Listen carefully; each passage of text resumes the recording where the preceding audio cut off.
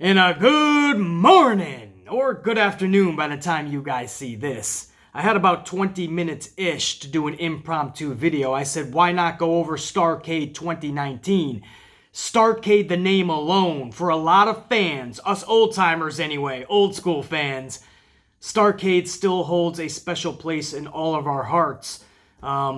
And again, that dates back to the WCW days. So you were hoping that Starrcade 2019 would be a little better than 2018's version. I understand it's only 1 hour.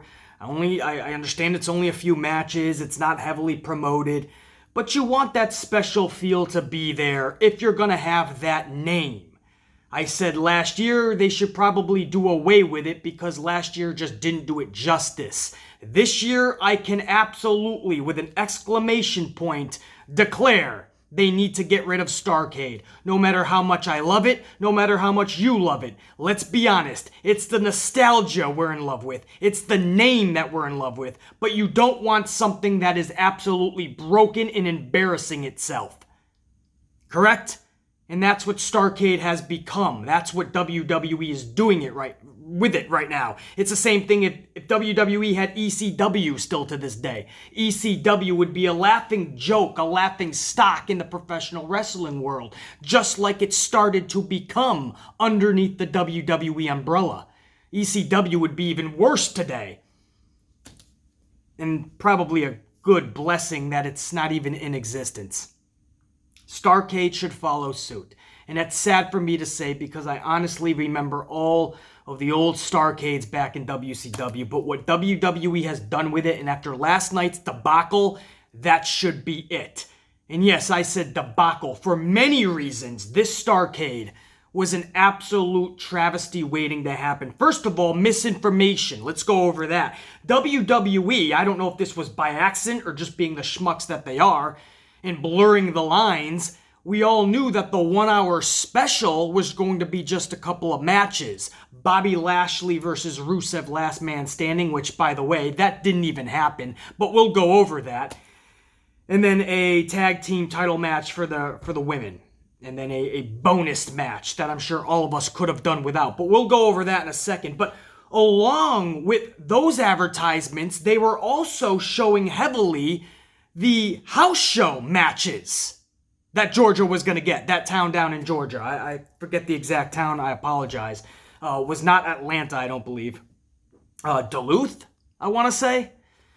But there was matches, obviously, that they were going to get not part of this hour that was on the network. And those matches headlined by Bray Wyatt and Braun Strowman inside of the steel cage for the championship. Matches like that were being advertised. Those advertisements actually leaked out for the network advertisements. So what I am basically saying is so many people thought they were getting Bray Wyatt and Braun Strowman last night. WWE failed to make people or allow people to distinguish between the two. One is solely on the network, the other is solely for Georgia. They failed to do it correctly. Not everybody was on board with what was going on. We just came off of Survivor Series. You're telling us now in a couple of weeks we already have TLC. You're telling us Starrcade is going to be this Saturday night. You have to spend time educating your audience because a lot of people were looking forward to more than just that 1 hour, but more specifically, they were looking forward to Braun Strowman and Bray Wyatt for the championship inside the steel cage. They never got it. And that's what I mean. And you could say, oh, well, that's their problem. I mean, you knew BC. I knew that it was only these matches and that Bray and Braun. But yes, we did. But I totally understand where everyone else is coming from because I, too, saw the same advertisements that they saw. I heard the rumblings about Bray Wyatt and Braun Strowman, and WWE was building that up huge for Starrcade. They didn't just say for that town in Georgia. I believe, again, it was Duluth. I apologize if I am wrong. But they didn't just say that. They said Starrcade, so they put it all under one banner. So that makes people think, especially casual fans or fans that just got the network, hey, I'm going to be seeing this cage match for the championship. And they never did. Misinformation totally will kill anything. When somebody's expecting something and they don't get it, yeah, that'll absolutely bring down the mood tenfold. But it didn't end there.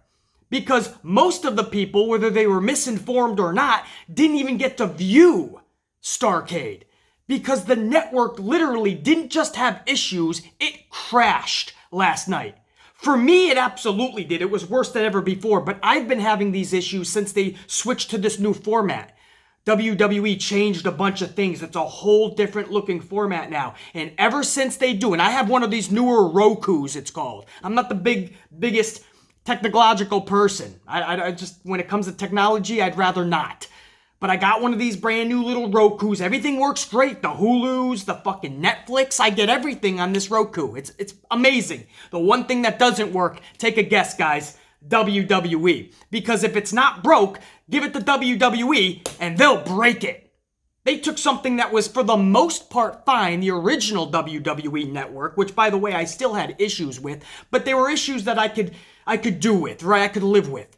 But then they took it, they totally repackaged it, and now I have never been able to watch a full pay-per-view / special event on it. I always have to switch to one of my computer monitors and access the network that way. So I've always had the biggest issues, but last night it became evident that it is more than just 50% of us now. The network literally crashed to the point where right when it began, it booted everybody off. Some people were saying they were able to stay on, but it booted most people off of it. And then we were never able to get back on. Luckily, I was able to access it on my computer. Some people didn't have that access, so they were literally off until WWE Network, a half an hour into this thing, told everybody that you can now view it on YouTube. They had to put it over on YouTube because they knew their network had absolutely shit the bed. They knew they were fucked. So they put this thing over on YouTube. And they had to say 3 to 4 times over on their WWE Network Twitter account that you can now view it over on YouTube. That's pretty bad when you're advertising this event and you're advertising it for days, a few weeks, and then it gets to the event and nobody can fucking view it. If you were one of those that were able to view it, awesome. I know there was a lot of people that were able to stay on with no issues. Most people were able to stay on, but with issues. Or I should say a lot of people, but most people that I was hearing about, we were all just left out. We were just booted, and they would not let us get back to the homepage. It was an error message. So we had to find other ways to view it. So right off the bat, you had misinformation. So people were expecting one thing and didn't get it or got something totally different. Or number 2, and or both, if you're many of us, you weren't even able to watch it the way you wanted to on your fucking big screen. You had to find other means. So misinformation, the network totally crashing, very unhappy subscribers and customers for WWE. And then on top of that, the card that they actually delivered, that was supposed to be Starrcade-esque. I don't even know if that was house show-esque. I wouldn't pay that type of money just to view it at a house show. The main event didn't even happen. But let's start from the top, right? Let's go over it from the jump. This was Kevin Owens starting the show off. And by the way, at the end of this review, I'm going to go over the results, the actual full card from last night down in Georgia. The matches that you didn't see, that a lot of you thought you were going to see last night, but it was just for the house show itself. I'm going to go over the full card just so you guys know what happened. Because the Amplified Man will not screw you out of that card like WWE did. Kevin Owens starts the show with a Kevin Owens show. Special guest, the Nature Boy, Ric Flair. Rick seemed really subdued last night.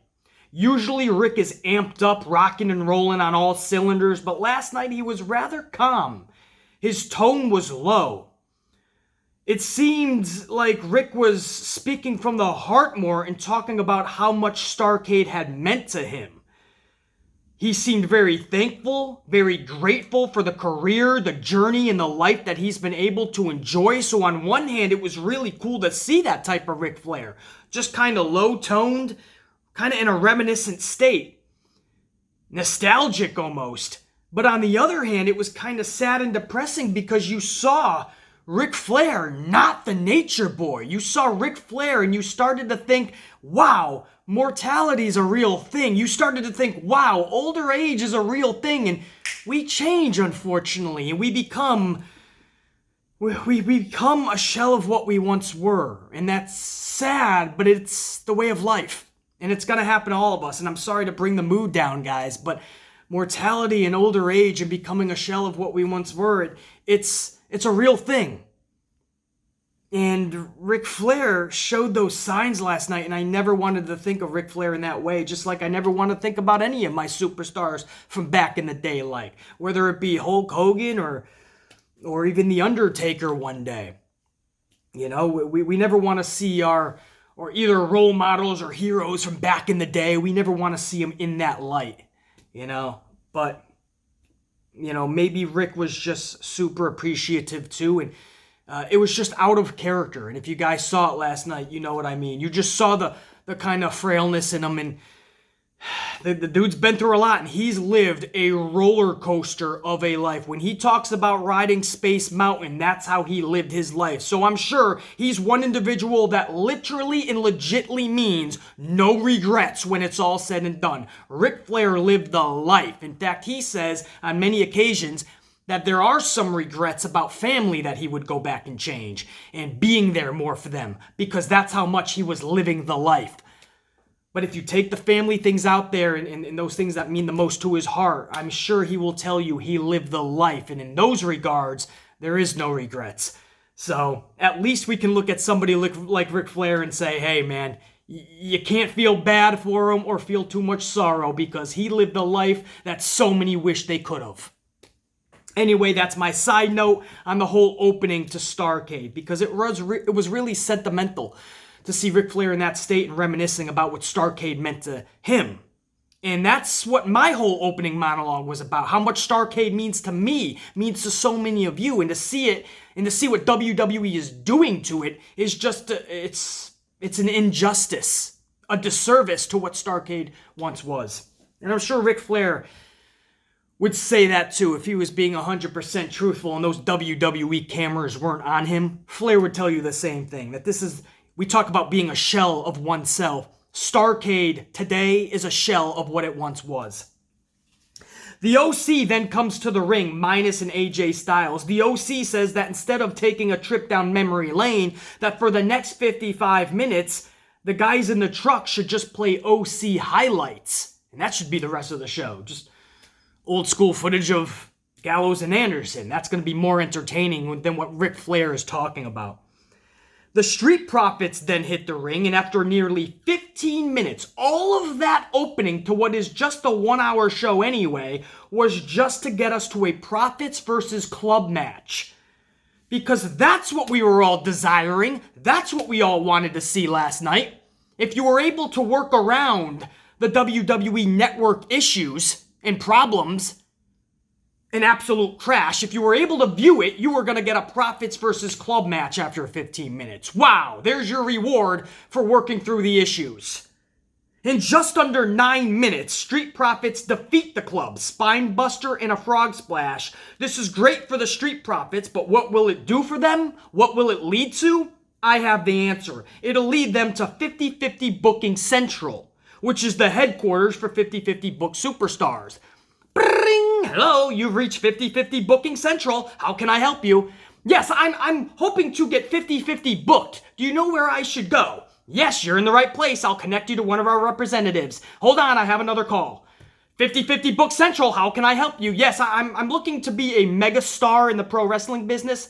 Sir, that is impossible. You're going to be placed in our 50/50 booking headquarters, and here you will learn to flourish in irrelevancy, and you will learn to love being mediocre. Oh, sounds good. Put me through. Welcome to 50/50 Booking Headquarters. All you got to do is call 50/50 Booking Central. They'll connect you. Unfucking real.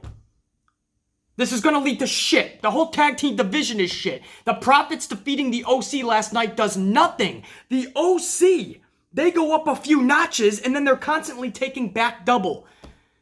This past Monday on Monday Night Raw, I actually thought they had momentum.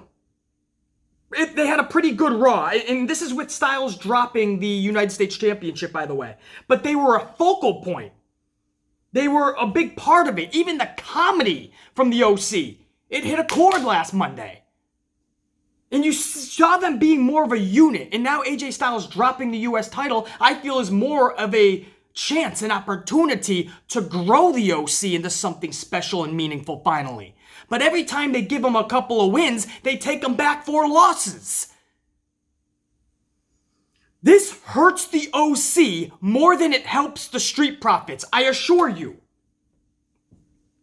BC, the Profits are new, man. They had to win. Then don't book the match in the middle of a network calamity.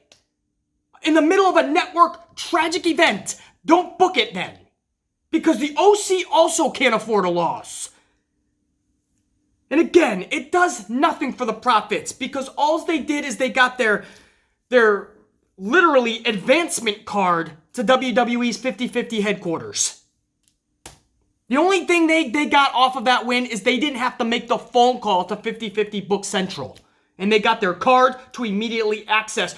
Straight past go, do not collect your $200, just go straight to 50-50 irrelevancy. That's all the Profits are gonna be, and I can't say I even care.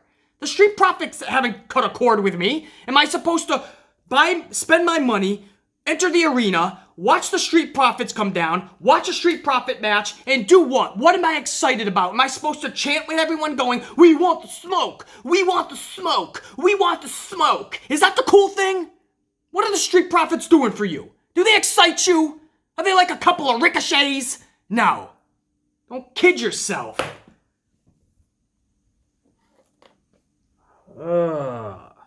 So we try to up one team by totally ruining another team even more. Oh, I get it. This is the way Vince booked. Okay, and you're okay with it? I doubt you are. If you think about my words, you know I'm right. This is absolute bullshit what they do with the OC. The OC are booked like absolute clowns when they actually had a chance several times. Every time we think the OC is gaining momentum, it is squashed immediately. Moving on. This is a fatal four-way women's tag title match. Alexa and Nikki taking on Charlotte and Becky. Yep, that's right. Charlotte and Becky together. For what? What's the reasoning? All of their feud, all of those matches that they've had, that intense rivalry, and they're just thrown together in the last 2 months, the last 10 fucking times, for what? Because Vince wants Charlotte to get some of Becky's rub, and in the process, Becky is being ruined even more, because fans don't want to get behind Charlotte's push that Vince is trying to force for the last few years. And because of that, Becky's momentum, or what she has left, is only gonna be ruined more. You know I'm right. Sticking Charlotte with Becky is gonna do more for Charlotte than it is for Becky. And Vince McMahon is willing to sacrifice Becky to get Charlotte back in that top spot. Charlotte and Becky for what? Anyway, Alexa and Nikki versus Charlotte and Becky versus Sasha and Bayley versus the tag title holders Asuka and Kairi Sane. Actually proud of these gals. The match was just approximately over 15 minutes. They brought the velocity and the physicality that is much needed in these type of matches. Very vital, actually. In these type of matches, you know it's going to be a schmaz, you need that physicality and that velocity. Every single of these females brought it last night. Every single one of them. So I'm absolutely proud of them. Mixed with confidence, which every lady was also showing in this match, it was actually good. Was it a schmaz? Absolutely, 100%. But it could have been a train wreck. Based on my aforementioned analysis, it was pretty entertaining. So I don't have too much gripes with the match itself. And the finish saw Asuka tap out Nikki Cross. I love this because in no way, shape, or form should the Kabuki Warriors, I fucking still don't know if I'm on board with that name, in no way, shape, or form should they be dropping those titles this soon in the middle of a second-rate network special like Starrcade. No way. And I'm a huge Sasha Banks fan, and I know that she has been tragically booked probably right up there with the most in the company. But in no way, shape, or form should have Asuka and Kairi be dropping those titles in that way on that show. In the middle of it, too. No. So I love when the right thing actually happens the right way, and that was the right decision. Asuka, Kairi retain. And if you're going to have an hour special and you want to dedicate 15 to 20 minutes on that, I'm okay with it. Again, every female at least went out there and brought it. Even Alexa brought some extra confidence last night. Good to see. I mean that. Not even being fucking sarcastic. Now, the main event was supposed to be Rusev versus Bobby Lashley, last man standing. Lana gets on the mic and talks about how thankful she is to be valued finally with her new boyfriend because Rusev never valued her. The crowd gets on them and Lashley and Lana tell the crowd repeatedly to shut up, literally. At this point, Lana says there'll be no last man standing match because Lana had to get another restraining order from Rusev, this time right there in Georgia. So the bell literally rings, and I can't make this up. Bobby Lashley is the winner of the last man standing match via forfeit. So even the again, so much of the audience thought that they were going to see, the audience at home thought they were going to see a steel cage match, Wyatt and Strowman. Instead, they were getting the last man standing match. Again, that's no fault of their own. That's WWE miscommunicating and blurring the lines. They had all these advertisements running under the term Starrcade. So a lot of the fans didn't know. So instead, they get Rusev and Bobby Lashley as a consolation prize, and that match doesn't even happen under last man standing or any rules. It just doesn't happen. And Bobby Lashley wins the match via forfeit. Now, Kevin Owens hits the ring, and Owens unloads on Lashley and Lana, insisting the night was not going to end on that note. Lashley then challenges Owens, saying, if you want to get that ass whooping that Rusev was going to get, come get that ass whooping. So Owens obliges, and we're on. Lashley takes, at the end of this, I guess it was a match. It was just nonsensical at that point. It was not what we were expecting, or what many of us learned to expect throughout the hour. But it wasn't. It was just Owens and Lashley now. Who wants to see that? This is just a repetitive Monday Night Raw match to us. Nobody needed to see this, especially not on Starrcade's main event. But that's what it was, and toward the end of this thing, Lashley took an ugly stunner. Owens doing the stunner, first of all, can I just say, seems like a cheap knockoff of Stone Cold still. Even though time has passed. He just needs to do something original. I don't understand what was wrong with the pop-up powerbomb. I thought that was fucking beautiful. Or if you need a new move, think of something different, man. Why the Stone Cold Stunner? Because it's not just the move, guys. Have you noticed he's trying to be like a Stone Cold character? He's saying everything that the internet's saying, right? Almost like what he did beforehand, but then he kind of stopped it. And then they had Rollins do it. And now it's back to Owens. Owens is saying all these like one-liners that are ooh and ahhing and making the crowd go, damn! Right? So he's saying all of this like stuff that we'd say on the internet. And he's trying to be this badass. He's doing the Stone Cold Stunner. I feel like it's a knockoff Stone Cold character. And I feel Owens is better than that. He doesn't need to do that because what that's doing to his character for me, it's diluting it.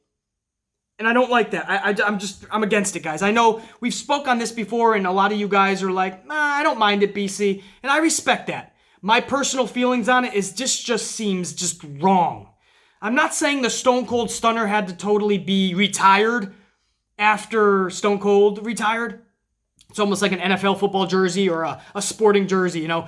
When a star player retires, the number gets retired. Like baseball, you know, fucking Derek Jeter and so many others. Jeter will follow suit. But I'm not saying it has to be at that level. Somebody like Stone Cold retires so you can never do the stunner. But it just feels awkward and wrong with Owens. That's my feeling on it. And again, we've had this discussion, and that's, I'm not going to change on that. It just feels wrong. And by the way, on top of that last night, the way Lashley took it, he took it like an absolute moron.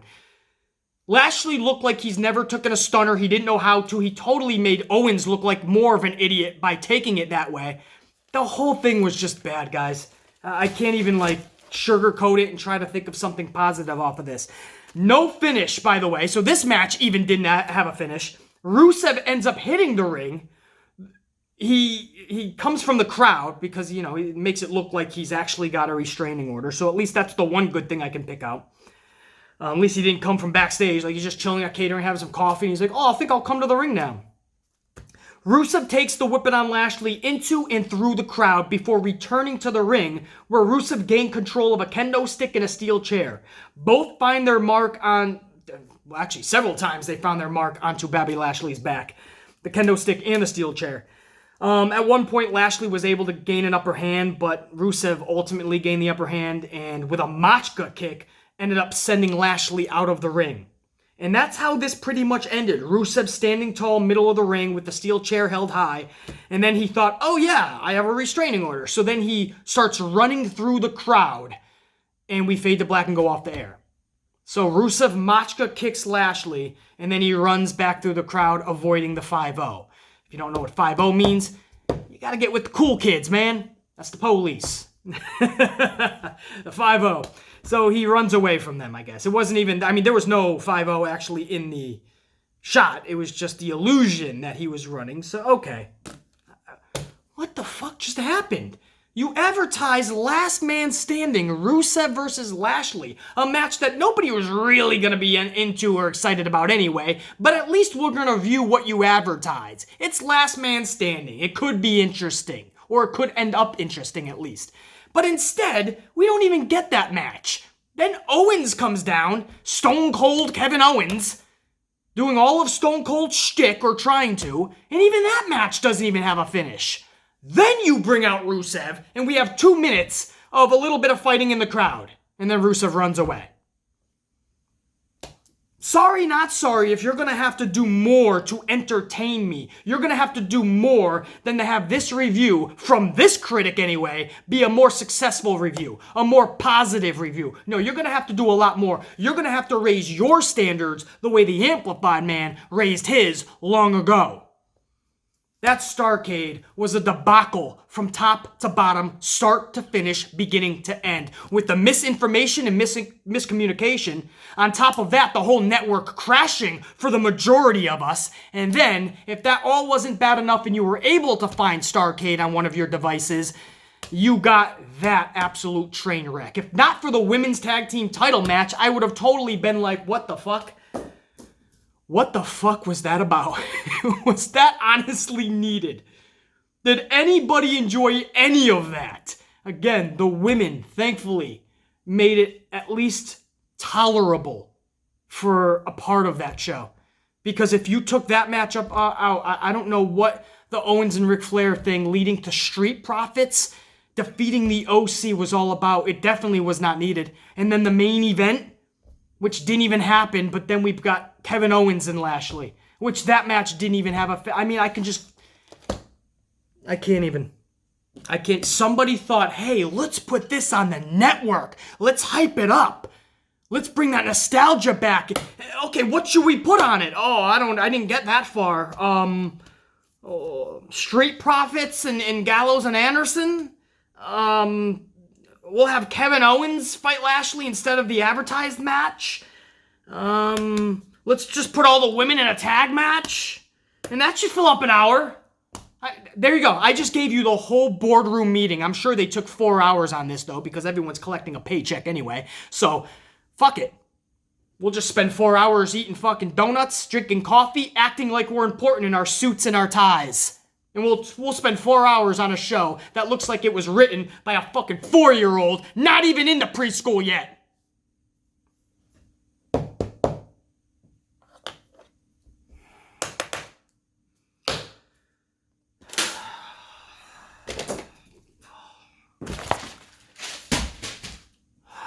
So anyway, you can tell that was just a waste. That was a waste. And I went out of my way because I did want to go over this at some point. I didn't know if it was going to be the next day like today. But I went out of my way to break up my errands on a fucking Saturday night. And you guys know, my weekends I pack so much shit into. I literally got everything done early, by the way. 5:30 I was done with shit.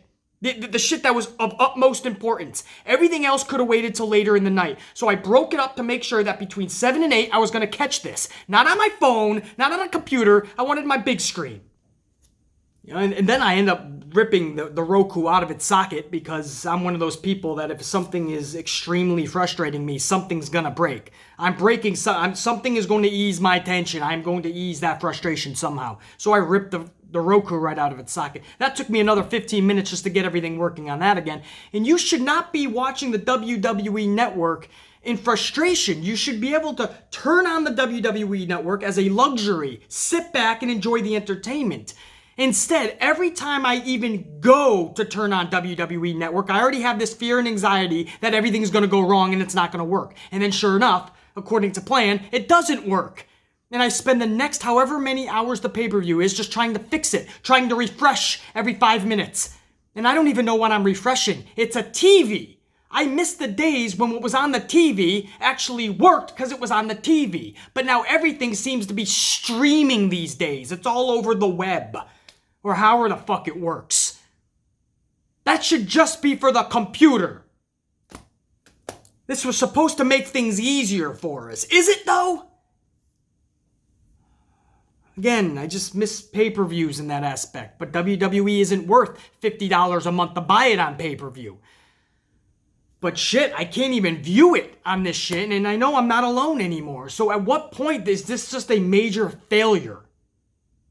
I no longer can watch, I no longer can put on a pay-per-view and watch it for the amount of time that it's supposed to be on and just not even touch it. Every fucking 20 minutes, and this is on a good night, every 20 minutes I have to fucking restart it, reboot it, because it'll just go to black and say error message or something. And it's...